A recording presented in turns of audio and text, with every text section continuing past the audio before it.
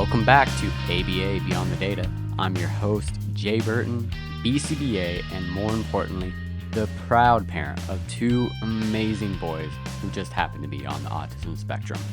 This is episode number 3 of this podcast, and honestly, I wasn't sure I was going to even make it to 3 hours of recording.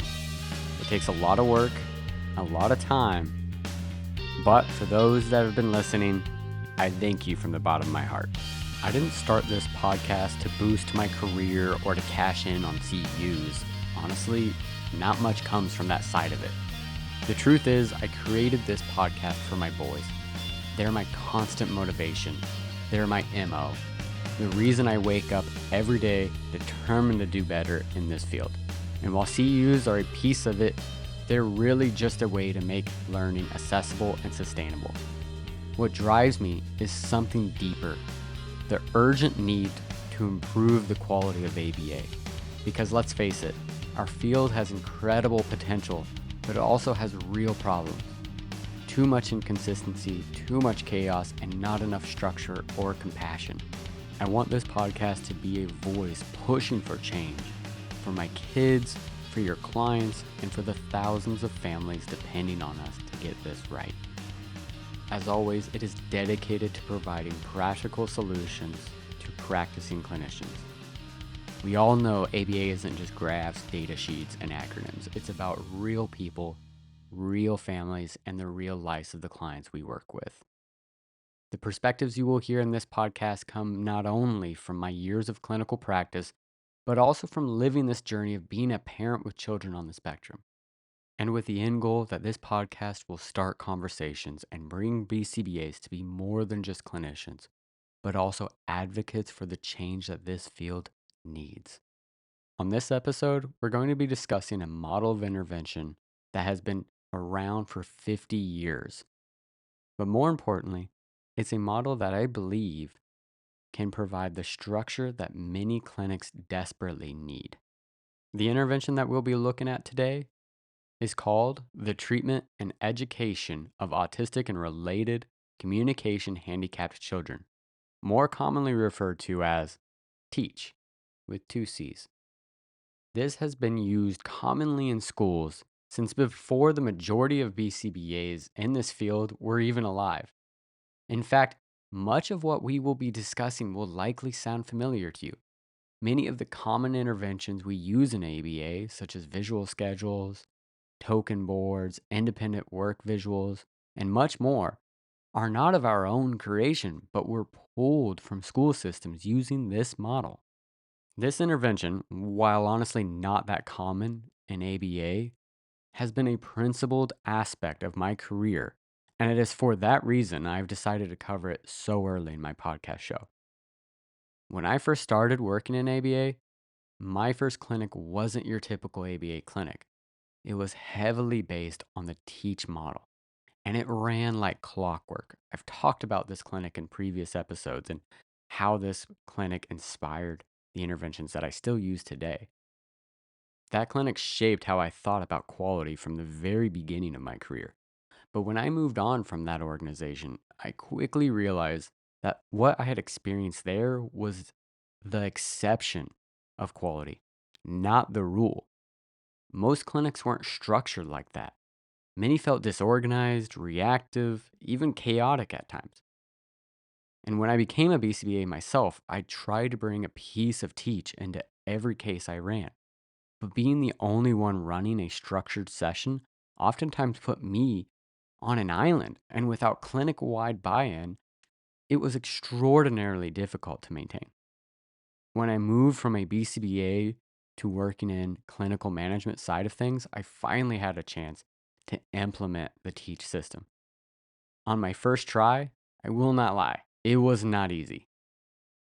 This first clinic was already a well-established company, and the staff were set in their ways. That clinic operated in chaos, and TEACCH operated in structure. It took a lot of convincing to get buy-in. The next 2 times I implemented this system, however, it was at startup organizations, and building it from ground up was a lot smoother. But I was glad to have had that first experience because it showed me that one, it was possible to teach even in an established organization. And two, it allowed me to work out a lot of the kinks. I'm proud to say that I've expanded this model across 3 different organizations. That's probably one of my proudest achievements of my career. When set up correctly, kids benefit, staff feel less overwhelmed, and parents notice the consistency. So, my hope for today's episode is simple. I want to pass along what I've learned about Teach and how it can reduce the chaos that too often dominates our clinics. So here's a roadmap of where we're heading through this episode. First, we'll look at what Teach is, its history and its philosophy. Then we'll dive into how it's implemented, what makes Teach classrooms and clinics unique. From there, we'll review the research on its effectiveness, including some of the latest research from meta analysis and applied studies. Next, we'll talk about how Teach overlaps with ABA and how the two approaches can complement each other. And finally, we'll explore what it looks like to apply Teach clinic wide, from pod structures to visual schedules and everything in between. By the end of the hour, you'll have a clear sense of not just what Teach is, but how you can pull from its principles to strengthen your own ABA practices and the clinics we're working at. Now, before we dive any deeper into today's topic, let me make sure you all understand how you get CUs from listening to this podcast. It's pretty simple. You must listen to the entirety of this podcast. Throughout the podcast, I have randomly put 3 key words that will be used when you're purchasing your CEUs.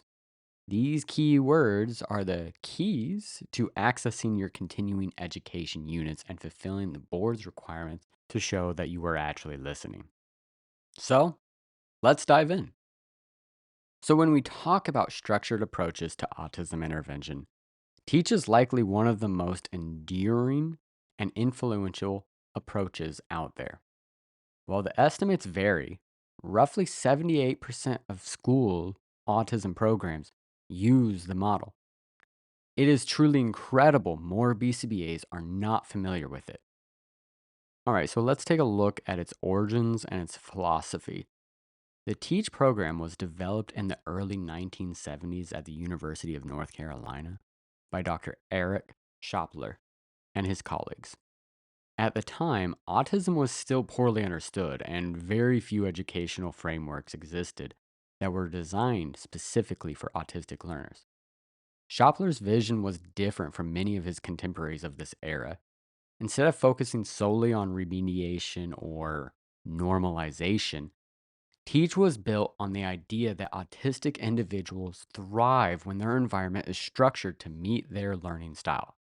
Rather than forcing children to adapt to an unpredictable world, Teach sought to make the world more predictable, understandable, and accessible for them. Over time, Teach became not just a program, but a philosophy, what some call structured teaching. It spread beyond North Carolina, influencing schools, clinics, and programs worldwide. This philosophy of structured teaching really just means arranging the environment, the materials, and the expectations so that the learner understands what is expected of them without needing constant verbal direction. This philosophy is built around 4 core principles. First is physical organization, which means creating clear boundaries within the classrooms or the clinics it's being ran in. Work areas are kept separate from leisure spaces, materials stored in predictable places, and distractions are minimized. Second is schedules and routines, where visual schedules guide learners through their day, showing not only what they're doing now, but also what's coming next. Third is the use of work systems, which structure tasks so learners always know what work they need to do, how much is expected, when they're going to be finished, and what happens afterwards. And finally, Teach emphasizes visual clarity, with information presented in visual formats whenever possible, through schedules, labels, color coding, task instructions, any way to make it more visually understandable. This approach reduces reliance on verbal direction and increases independence. Taken together, these principles help reduce anxiety, increase predictability, and give learners greater confidence in working on their own. However, one of the most important distinctions to understand is that TEACCH is not a curriculum. It doesn't prescribe specific goals like teach requesting or teach number identification. Instead, it's a framework for how to set up the environments and present tasks in ways that maximize learning. Think of it this way: a curriculum is the what, the actual skills you're teaching. For us BCBAs, we may pull these skills from the assessments that we're running.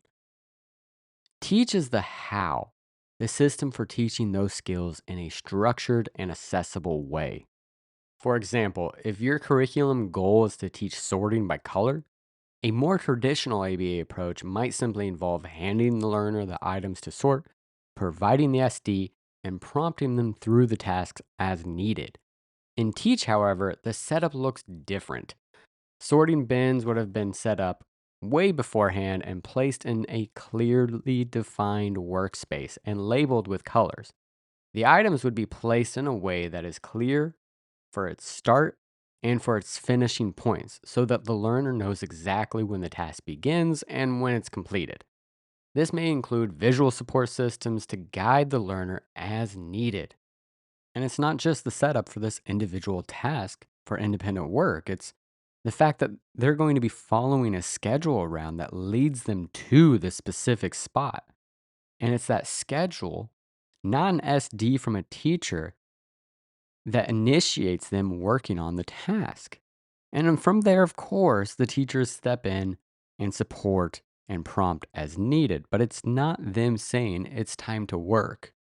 It's the schedule that says, okay, it's time to go to your stations. In this way, the focus isn't just on what is being taught, but on the how the teaching environment is arranged to promote clarity and independence. The brilliance of Teach lies in its simplicity. By structuring environments and routines, it allows children with autism to focus more energy on actual skills being taught and less on figuring out what the heck is going on in their classrooms or their clinic environments. It reduces chaos and maximizes predictability, which, if you've ever worked with or parented a child on the spectrum, you know it is absolutely critical to have that. One of the reasons Teach has remained so influential despite being developed more than 50 years ago is that at its core are ideas that are timeless. Structure, predictability, and visual clarity are not trends in autism intervention, they're human needs that remain relevant across the decades, across cultures, and across contexts. That's why, after 50 years, we see Teach in classrooms around the world, from North Carolina to Europe to the Middle East. Another reason is its adaptability. Teach isn't rigid, it's not one size fits all curriculum where every child does the same worksheet or rotates through identical tasks. Instead, it's a framework that can be individualized for each learner. For a child who is just beginning to use pictures to communicate, the schedule may be simple icons on Velcro. For an adolescent preparing for supported employment, it might be a written checklist. The principles are the same: clarity, predictability, and independence. But the form changes with the learner's needs. And I'll be honest, as both a BCBA and a dad, the Teach philosophy resonates with me on a personal level. My kids do better when the environments that they're in are structured. Getting ready for school or for ABA runs a lot smoother when we follow consistent routines and a schedule. And independent play goes a lot better when our toys are clearly organized and separated and put into categories. That's Teach in action. Even outside the clinic, we can still be utilizing it. And thinking back, nearly 12 years ago when I first worked in that clinic that had that Teach methodology, in the moment, I really had no idea how good I had it. Like, no idea at all. It wasn't until later when I worked in a less structured ABA setting that the contrast really became glaring. Staff were constantly giving verbal directions to their clients, like, sit here, we're going this way, now we're going that way, do this. No, wait, I don't know what we're doing. I definitely don't know what those kids are doing. It's lunchtime at 10 a.m. and for this kid, it's lunchtime at 3 p.m. It was chaos. Kids are confused, staff are stressed, and fidelity, nobody's even thinking about that. That is not a therapeutic environment. That is a chaos with the label of applied therapy. That's all that is. I mean, imagine going to like an actual classical talk therapist and experiencing the level of chaos and disorganization that you find in most ABA clinics. I mean, you would leave right away. Nobody wants to have therapy in that form of environment. So, in comparison, a teach ran clinic or classroom feels like a organized, stress-free environment. There are still the stresses, but the environment is just so much calmer because everybody knows their place. And if I was to summarize teach in a single sentence, it would be teach is a structured teaching framework that uses visual clarity, environmental arrangements, and predictable routines to promote independence for autistic learners. It's not a curriculum. It's not ABA's competition. It's simply a framework and set of principles that, when applied well, can dramatically improve the consistency and quality of intervention. Think of it like building a house. Teaches is like the framework and foundation of what a good session should look like. And think of the curriculum, which in our case, in ABA at least, is the interventions that we're using. It's the sheetrock, it's the plaster, the paint, the doors, the windows, the flooring, etc. Teach sets up how the house is laid out, e.g., how the sessions are laid out. But our interventions, all the stuff in the house, sets up what is taught, what is seen, and what is learned. And I think when people in ABA do actually talk about teach, they often jump straight to visual schedules or the visual supports and token boards. But teach is more than just laminated checklist or a Velcro board. It's a carefully designed environment that communicates expectations clearly, reduces uncertainty, and builds independence. And since we're all very familiar with visual aspects of teach, let's break down the other components: the physical structure, the schedules and routines, and the work systems. Starting with the physical organization. Physical organization means that spaces are arranged so that each area has a clear purpose. You'll see workstations for independent work tasks, a teacher table for one to one instructions in classrooms, a group area, and often a leisure or break space.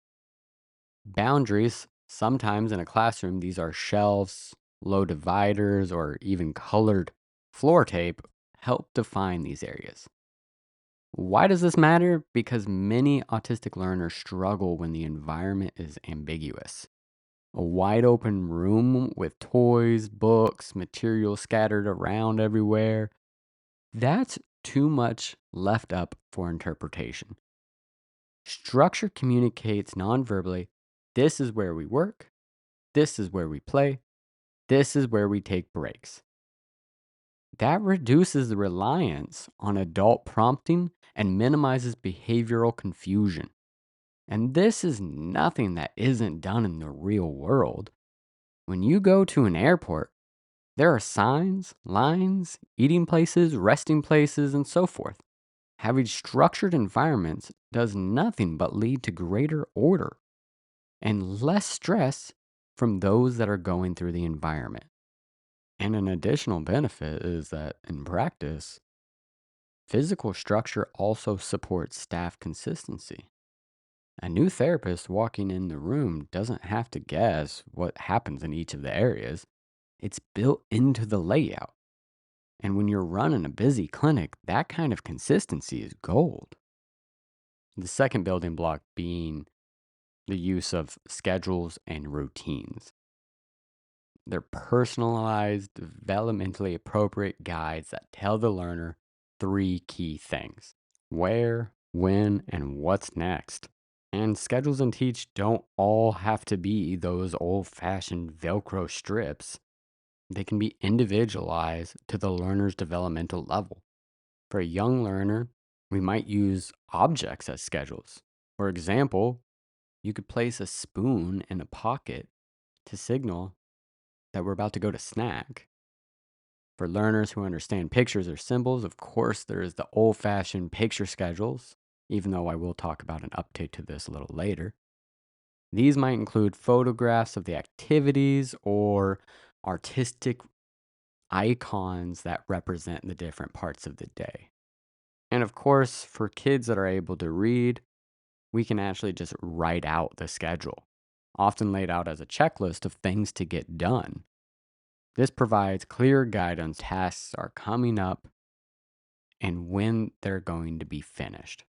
No matter the format, though, the purpose is always the same: to make the day predictable and to give the learner independence in moving from one activity to the next. The format may change as the learners grow and as they learn new skills and abilities, but the principle stays the same: externalize and visualize time and sequence it in a way that the learners can understand. Why does this work so well? Because transitions are one of the hardest parts of the day for many, many autistic kids.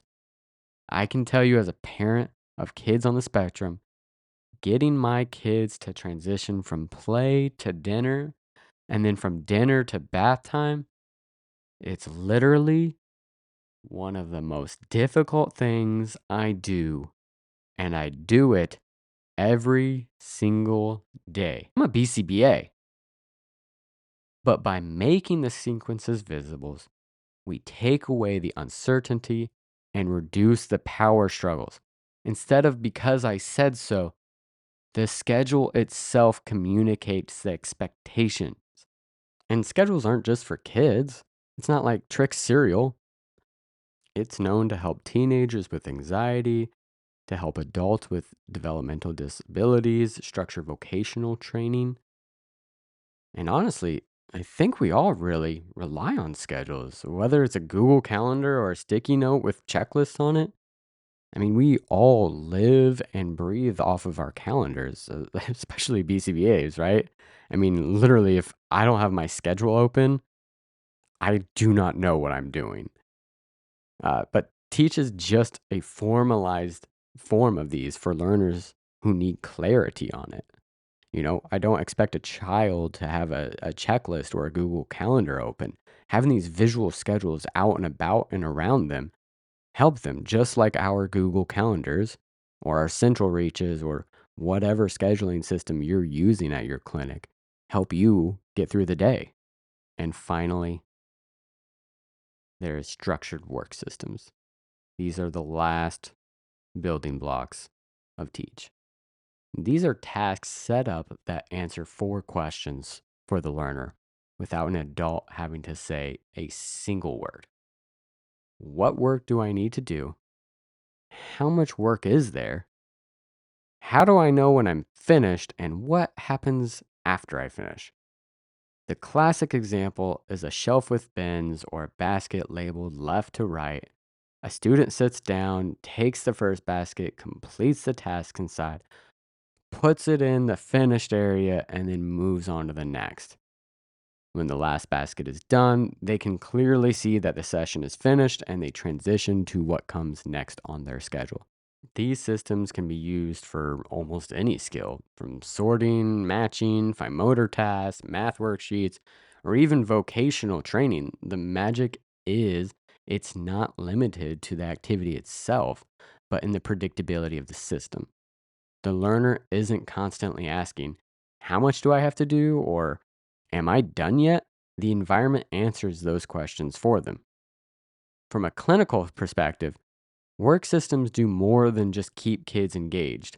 They build independence. A learner who can complete a 3 bin work system without adult prompts is demonstrating initiation, persistence, and task completion. All skills that generalize into the school, the home, and eventually employment. These systems, that being physical structure, schedules, and work systems, don't function in isolation. They're designed to work together. The physical environment tells you where things happen, the schedules tell you when they happen, and the work systems tells you what to do and how much. It's a choreography of clarity, if you will. And when all three are in place, the results are a calmer environment, a more predictable environment, and an area and place where learners can thrive. Staffing, regardless of turnover or changes, can stay consistent. And parents can finally exhale knowing their child isn't being set up for chaos. There are some aspects of nuance, though, that needs to be considered. And it's important that we understand that it's not so simple as just throwing up a schedule and some work bins.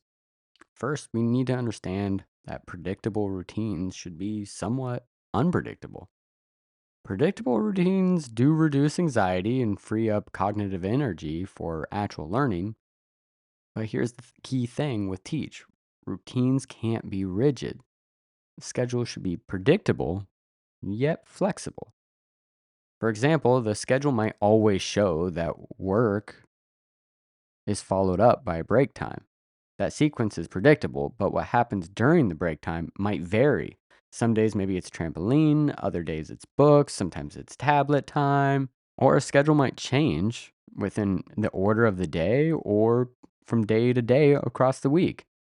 This builds in flexibility and allows us to build in the child's ability to tolerate changes. Predictability anchors the learner, while flexibility keeps the experience meaningful. Life is full of schedules and structure, but our learners, just like we need to be, have to be prepared for changes. The second big nuance is staff training. This is the make or break for Teach. The entire system depends on tasks being presented the same way, schedules being followed faithfully, and transitions being supported in predictable manners. That means staff training isn't optional, it's essential. Every RBT, teacher, or paraprofessional that uses Teach needs to understand not just the what, but the why. Why the bins are organized left to right and not right to left. Why the finish box matters. Why a schedule shouldn't be skipped just because the therapist thinks the child already knows it. When staff deviate from the system, learners get inconsistent signals, and the predictability that Teach depends on falls apart. In contrast, when every adult in the room follows the structure, the environment itself becomes the teacher, and that's the ultimate goal: reducing reliance on adult prompting by letting the structure do the work. And the last nuance I really want to clear up is the idea that having a schedule somehow means we're not having fun. I've heard the concern from staff and even from parents. If the day is structured and they have a schedule, won't that take away the joy? The answer is no. In fact, I'd argue the exact opposite. A good schedule actually makes the day more fun for both the kids and the staff. When the day has structure, we can intentionally build in a variety of exciting activities. A schedule allows us to introduce our learners to new experiences, new areas, new toys, and new ways to play. Without a schedule, it's easy to fall into the same routine, the same toys, the same activities over and over. I'm sure as BCBAs, you've seen this with your RBTs, with your clients. But with a schedule, we rotate through stations: art, play, gym, sensory, and kids get the chance to explore things they might not choose on their own. And let's not forget that one of the core symptoms of autism is restricted, repetitive behaviors. And with that comes difficulty with transitions.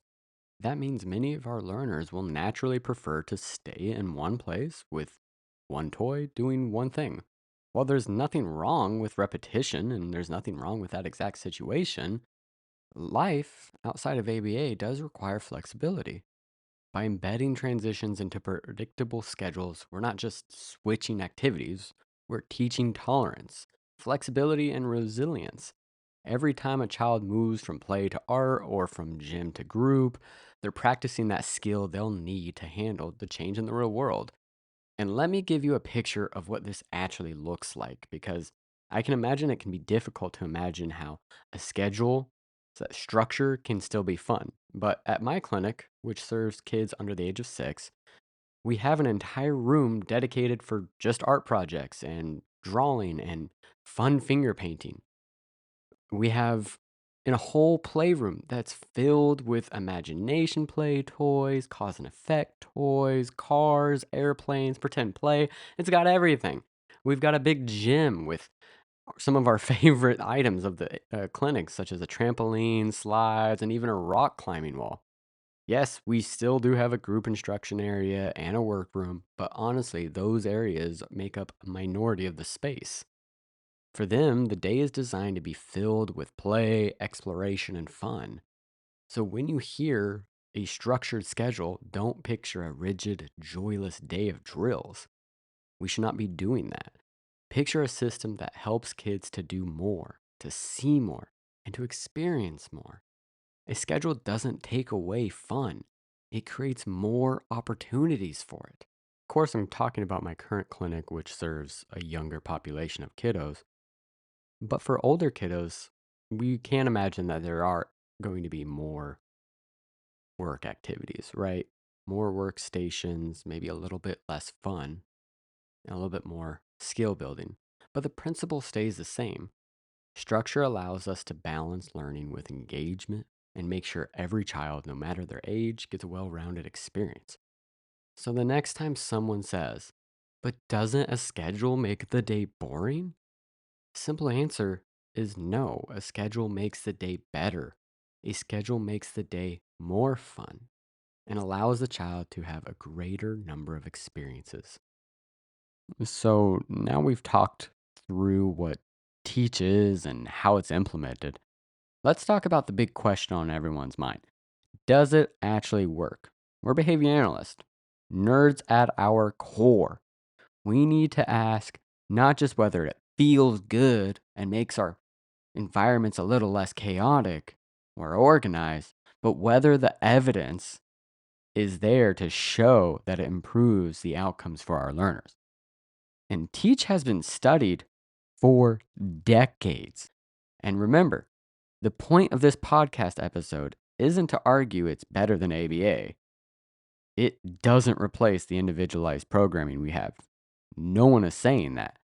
But the research shows consistent benefits in areas like independence, social functioning, adaptive behavior, and quality of life. So let's break it down by category, starting with the meta analysis and systematic reviews. The first one was conducted this very year. It was Shi et al. They conducted a meta analysis looking specifically at the effects of teach on social functioning in individuals with autism.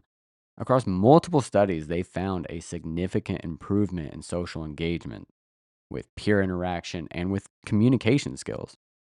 For a program that is often thought of as structure heavy or visual first, these results remind us that structure doesn't isolate children. It actually frees them to participate more socially by reducing the confusion. It gives them that opportunity to participate. The second meta analysis that I looked at was Zhao et al. 2024. It zoomed in on school settings. In their meta analysis, they looked at how Teach was used in classrooms, and the findings were encouraging. Children in Teach structured classrooms showed stronger gains in independence, task completion, and adaptive functioning compared to their peers in less structured models. Teachers also reported smoother transitions, fewer behavioral disruptions, and more time spent on actual instruction. In other words, Teach didn't just help students, it helped classrooms run more smoothly. And of course, we have the classic work by Mesbov and Shea, 2011, which reviewed the elements of Teach, its long term outcomes and comparisons with competing models. Their key point was that Teach strengths lie not in being a therapy program, but in being a comprehensive framework. They found that when Teach was implemented consistently, learners developed more independence, less reliance on adults prompting, and better daily living skills compared to models that were less structured. Now, moving on to controlled studies, which give us a closer look at specific outcomes. Our first article is Zing et al. 2021. They examine the effects of TEACCH programs on rehabilitation outcomes for children with autism. They found improvements in both adaptive functioning and emotional regulation. Kids in TEACCH programs not only perform better on structured tasks, but they also showed reduction in frustration and anxiety. That's important because it shows that TEACCH isn't just about compliance, it's about creating environments where learners feel calmer and more competent. And the next one of the more frequently cited studies is Pinere, so sorry if I'm pronouncing that wrong, et al. 2009, which compared TEACCH to inclusive classrooms over about a 3-year period, and the results were honestly striking. Children in Teach classrooms made much greater gains in cognitive, social, and adaptive domains than those in less structured, inclusive environments. And that one was a hard pill for me to swallow because I've always been very pro inclusive classrooms. And that doesn't mean that inclusion isn't valuable. It absolutely is, but it highlights the fact that inclusion without structure isn't enough. Teach gave learners the scaffolding that they needed to actually benefit from their environment. And finally, the regional and applied research, which has shown that Teach's adaptability goes across cultures and contexts. For example, Alawi Solomon et al. 2025 examined Teach in Middle Eastern classrooms and found significant improvements in independent living skills for students with autism. It shows Teach principles are not limited to one cultural context, they can be adapted globally while still maintaining effectiveness. And so, what do we make of all this research out there? I mean, what can you even say to an intervention that has over 50 years of research? And on top of that, continues to be researched in meta analysis forms and in direct case study forms, not just here in the US, but globally. I mean, there's not much else to say to it. Of course, we can say teach improves independence. That was very clear across all of the studies. Support social functioning. Again, very clear across the studies. Teach reduces chaos in classrooms. And that's one of my favorite aspects, honestly, as a BCBA. I don't know if it's just in my blood. I don't know if it's being part of this field, but I love organization. I love having organized binders. Love having organized stimuli.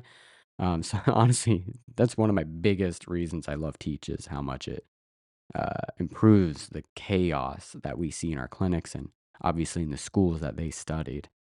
And finally, is that Teach is adaptable. It doesn't matter if it's happening here in the United States or in Italy or in the Middle East or in China. Teach principles can and have been successfully applied across cultures and educational contexts. And at the same time, it's important to keep perspective. Teach does not replace ABA at all. That's nobody. Again, nobody is saying that. But the evidence base is out there to show that it does make consistent benefits. Of course, it lacks the in depth experimental validation that ABA enjoys.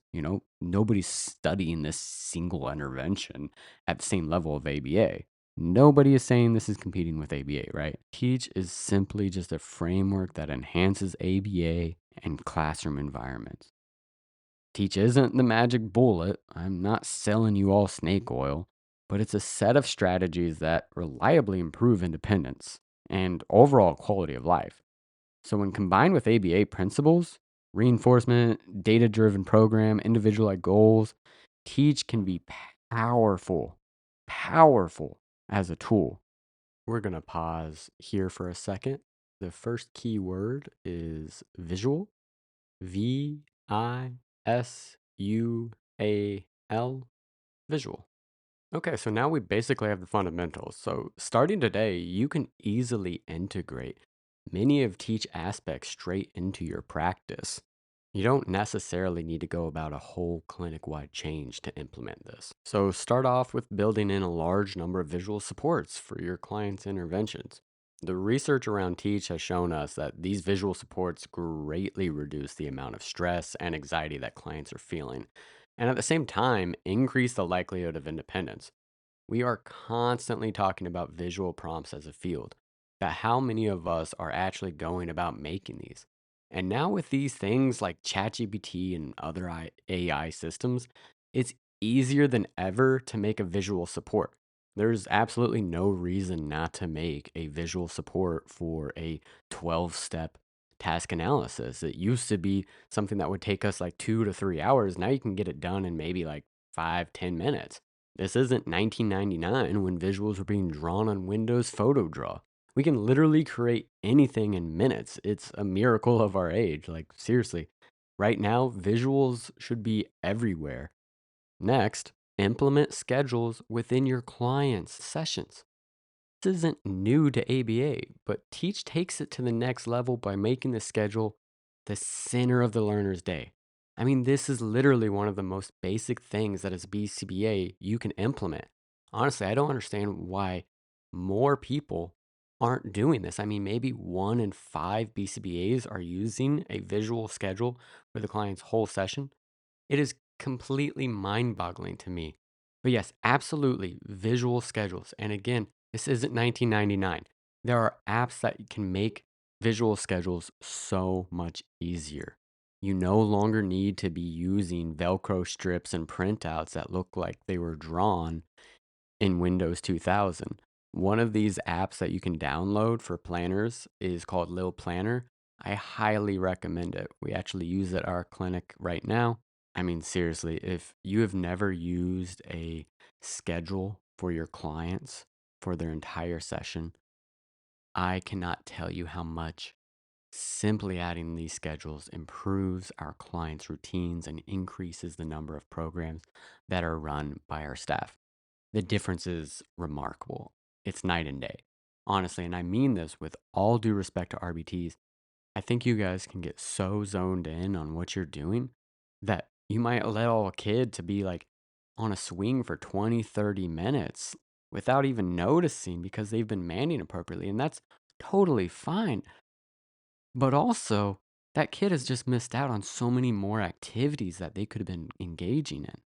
And trust me, I get it. I've been there. But honestly, I don't know who the schedules help more, the staff or the clients. It definitely keeps both of them on track. So please, BCBAs, throw in some schedules in your sessions. It is so easy now with apps like Lil Planner. They're not sponsoring this podcast, but if you want to, I will literally talk nothing but heaven and day about it. It is an awesome planner. But for the love of God, please just throw in some schedules. It's so easy nowadays. Right. And finally, there are independent task boxes. I've seen this used even more rarely than schedules, and this is surprising because for ABA, task boxes are a gold mine. They can help generalize mastered skills into independent context. They can provide built in maintenance opportunities. They can reduce downtime during sessions. They can even build independence without constant staff direction. And this doesn't just have to be with some random sorting task that you are having the client do. I've had it for clients where they go and get their task box, put out the materials, such as their identification cards and their token board, and then they know to sit quietly while the RBT gets ready. Instead of having the client running circles around the room while the staff are trying to get everything ready, teach the child some independence and have them be an active participant in their work by setting up the materials. It's going to make the life of the staff easier and make the client's life more engaging.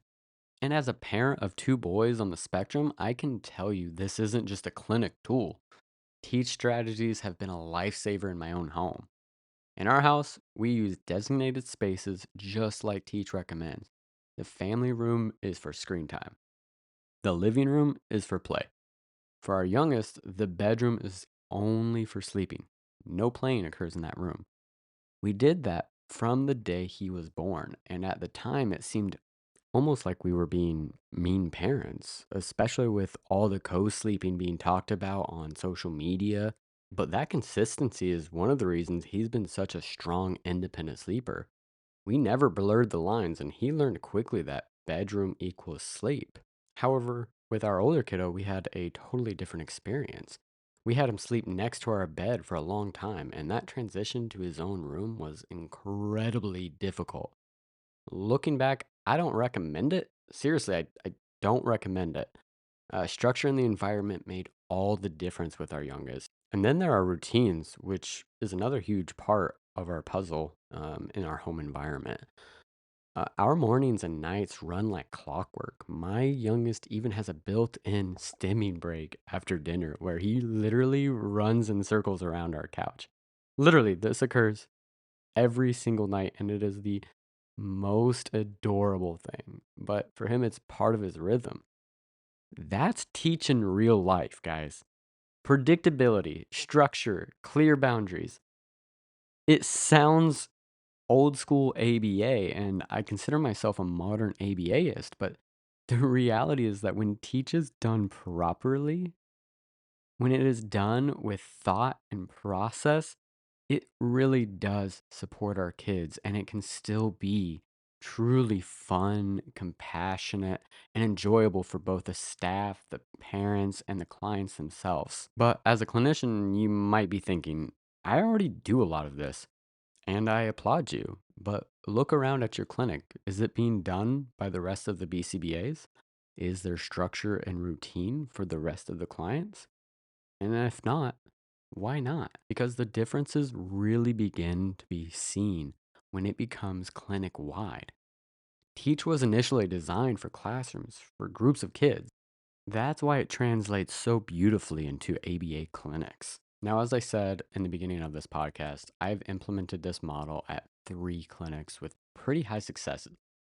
And while everything you have heard before this section has been based on research and literature, this following section is going to be a deep dive into my own experience and how I have been structuring my clinics for the last several years.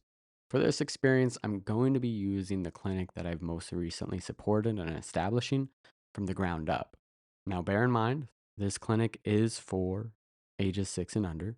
So, clinics that incorporate older kiddos might need to have some different types of rooms. I've done this with older kiddos as well, and I'm happy to consult with anybody if they need recommendations. Just, send me an email.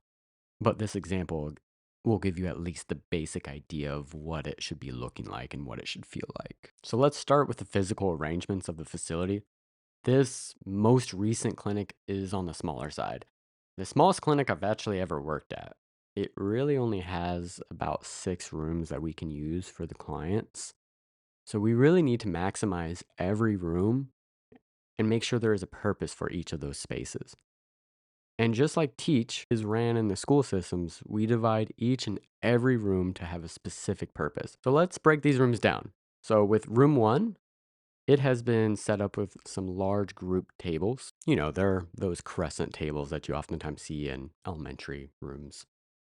We use this for group activities such as art time, puzzle, board games, just any activity in which we want to group the kids up. Room 2 is our playroom, and it is dedicated solely to play. Of course, there's multiple different play areas within that individual play area, including imagination play. We got a little kitchen in there. We got a little store in there. We got a lot of cause and effect toys. We got a little bit of visual stimuli toys. And then we got room 3. We have which is our gym area or our playground. This is a place that really is dedicated for movement and getting out the energy that these kids have. We also do some group games like tag. Then we have room 4, which we have stationed with work tables along the walls. And we also have tactile play being conducted in there. And if you're wondering what the heck tactile play is, that's a great question. It's something that I just made up several years back, or maybe I stole it. I don't really know. The name has been carrying with me, but it's essentially a time period where the kids are doing joint play activities with building materials. We've got train sets, we got magnetiles, we got mega blocks, we got medium-sized Legos. We got all sorts of activities that the kids can really engage in joint play and collaborative play. I think it's also important to pause here for a second and mention that our clinic does not have dedicated rooms or desks for each client. We only have 4 little work desks, and they're, just the size to fit one kiddo. Each client has a cubby inside that room, and they go to that cubby at the beginning of work time, grab the materials, bring it to the table. With such a small clinic, it is an immense waste of space. But I honestly believe having individual rooms for our clients in general, or even desks, is an immense waste of space. I mean, you could be using that for play areas, for imagination toys, for creative areas such as an art room. I mean, stop wasting space with having individual desks for each client. It's completely unnecessary. All right, and then we've got room 5, which is for our group instruction. And it is where we run our circle time, our group reading, and our group structured games like hot potato and musical chairs and, etc. And finally, there is room 6, which is our cafeteria and our sensory room. That's where we have lunchtime, snack time, and where we also run sensory exploration time, where they play with kinetic sand, water play, things like that. Okay, so now let's talk a little bit about how we actually structure the routines of the day. So we have divided our clients into pods. These are small groups, 3 or 4 kids each, organized by age and developmental level. Pods stay together throughout the entire day, rotating between each room. This grouping has huge advantages. First, it promotes peer interactions. The kids are hanging out with each other for a long period of time. They're getting to know each other, they're developing relationships with their peers. It's not like the constant rotation of chaos that you see in many clinics where kids may never cross paths for an entire week because there's 40, 50 kids. The second reason this is so advantageous is it means staff can plan activities at the group level while still individualizing targets. And I think it's important to take a moment here and reiterate that just because the kids are in a pod and because they have similar level of communication abilities does not mean that they're not getting individualized targets. Every kid in that room should be getting different targets selected for them. It shouldn't be just one target for everybody in that room. So if little Johnny is doing coloring in art room because he's working on tracing in the lines, maybe Timothy over here is working on cutting because he needs to be working on his fine motor grasp. So just because they're in a group together, just because they're sharing the same area and space, does not mean that individualization is not still there. And my last, but also my favorite benefit of the pod systems is that because the staff are staying with the same kids and the kids are staying in the same pod together with their peers, then those staff members are developing relationships with the other clients' RBTs, right? So just as the kids build familiarity, the staff build teamwork with their colleagues. No one is left figuring things out alone. They can coordinate who's going to plan the group instruction games. They can plan who's running circle time. They can plan what games they're going to run in the gym. They can plan what art activities they're going to be doing. I can't even begin to explain how big of an advantage this is and how much it really changes and builds your team. Okay, guys, we're going to pause there for just a second and give you your second key word, which is schedules. Schedules.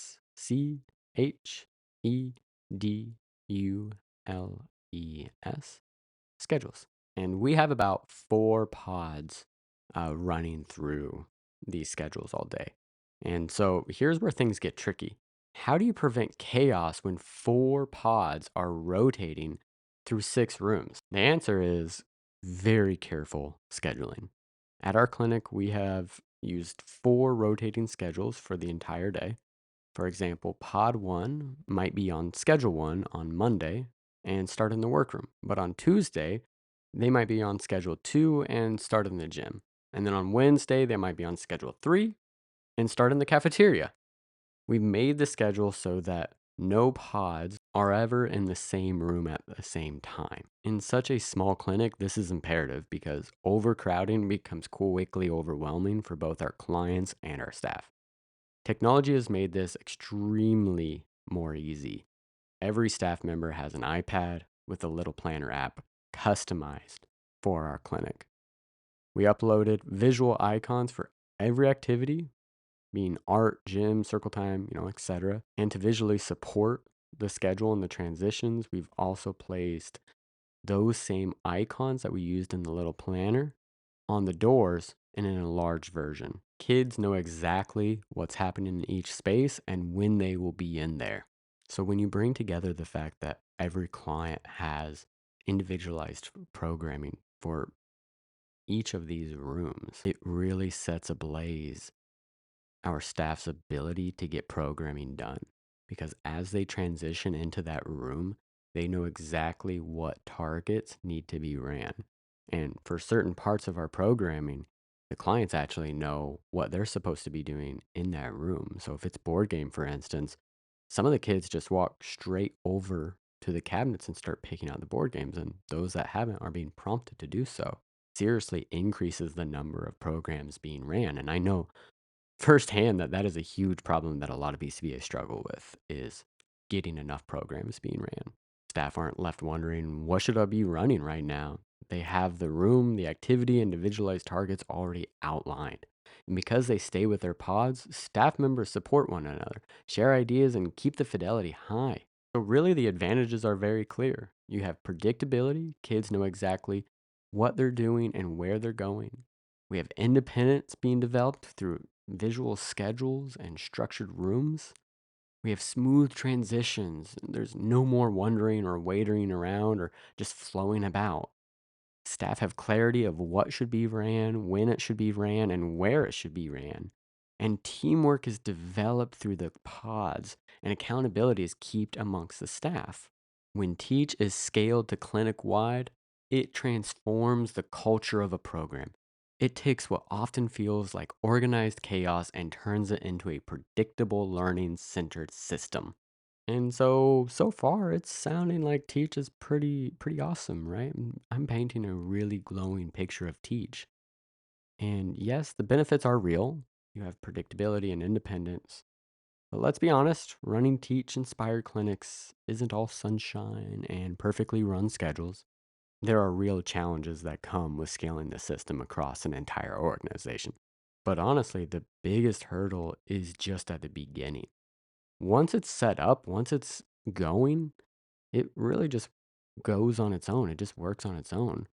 Building a clinic wide teach system requires a lot of upfront work. You have to create detailed schedules for each pod, make sure no 2 pods overlap in the same room, set up each room for specific, consistent activities. It's like building a small school from scratch.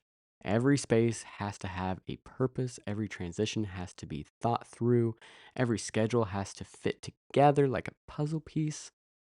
If even one part is unclear, chaos creeps in real fast. But again, once that structure is in place, it runs so much more smoothly.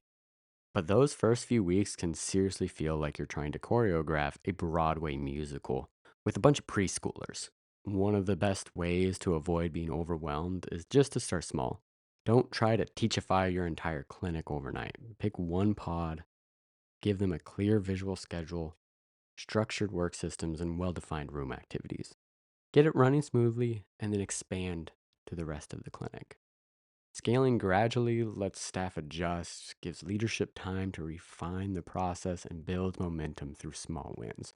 Okay, and finally, we're going to have our final pause. The third key word is going to be routines. ROUTINES. Routines. So yes, implementing TEACCH clinic-wide is hard. The setup is heavy, staff training is demanding, flexibility takes constant attention, but the payoff? A calm, predictable, learning-friendly clinic. It's worth every ounce of effort. If you're considering it, start small. Expect growing pains and don't forget that even the best airports sometimes have delays. What matters is you keep the structure clear and the system moving. As we close out today's episode, let's step back and reflect on what we've covered. At its core, TEACCH is about structure. It's about creating environments where expectations are clear, transitions are predictable, and learners can navigate their day with confidence. That structure isn't about rigidity, it's about freedom. When kids know what's happening and what is expected, they can focus less on figuring out the rules of the moment and more on learning, engaging, and growing. Independence is another hallmark. Through visual schedules, structured work systems, and designated spaces, learners develop the ability to move through tasks with less adult prompting. For parents, that's gold. For staff, that's sanity. And for the kids, that's dignity. So here's the takeaway I want you to leave with today. What it's all about is us taking the best part of a structured teaching system and integrating it into the evidence-based practice of ABA. When we do that, we build clinics and classrooms that aren't just efficient, they're humane. They respect the learner's needs for clarity, they support staff with predictability, and they give families the confidence that their children are truly supported.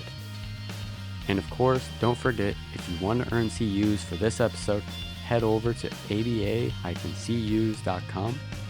To get credit, you'll need the 3 key words I placed throughout today's discussion. Those words are your proof of participation and meet the board's requirements. That wraps up episode 3 of ABA Beyond the Data. We've explored TEACCH, its origins, implementation, effectiveness, and how it integrates with ABA and bringing it clinic-wide. Thank you for spending this hour with me. I hope this gave you both the research to lean on and practical strategies that you can bring back to work. And more importantly, I hope it gave you the motivation to advocate for higher ABA quality in our clinics. I'm Jay Burton, and as always, thank you for going beyond the data.